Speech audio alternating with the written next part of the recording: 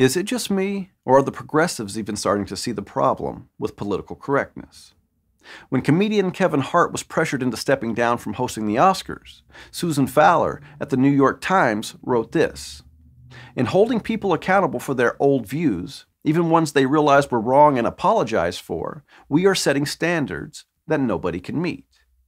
And she's partly right. They are certainly setting standards that nobody can meet. But it's not about old beliefs.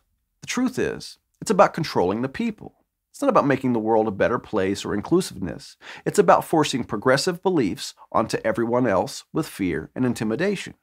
If you can control the language people use, you can control the people.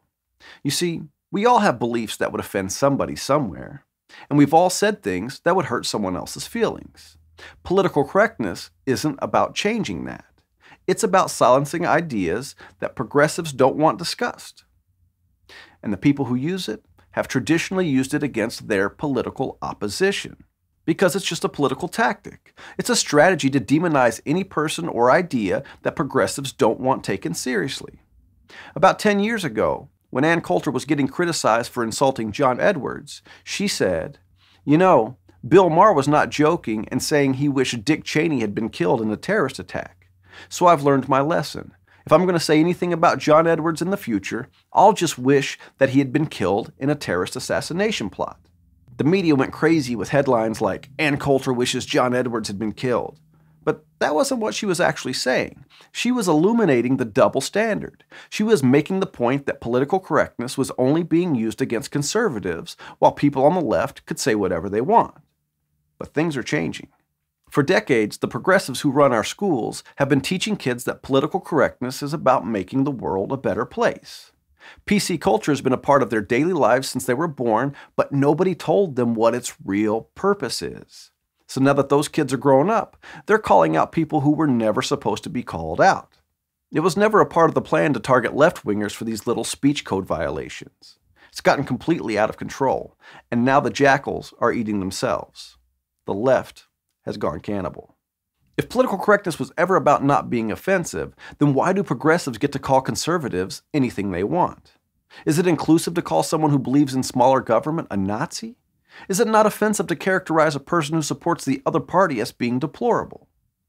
The left want to control the language because they can use it to control the people. If you become a social outcast for saying that you want your son to be straight and to one day marry a woman and have kids of his own, then where does it end? The fact is that 96% of Americans are straight. That's the norm. And wanting your offspring to be in the majority shouldn't be surprising or offensive in any way.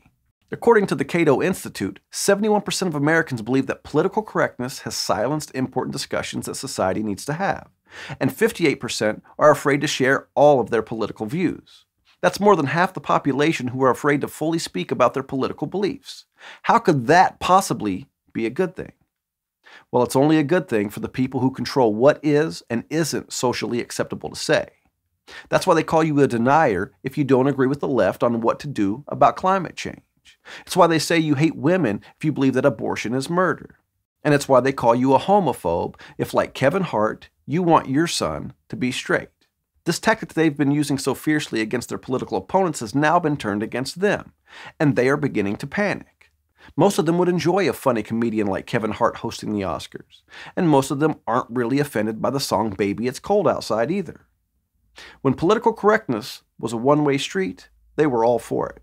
But now that they've lost control of which way the cars go down that street, they're starting to have second thoughts. And that's the simple truth. Thanks for watching. If you like this video, subscribe to our channel, and if you want to become a supporting member of Blue Collar Logic, click on the link in the description and give what you can.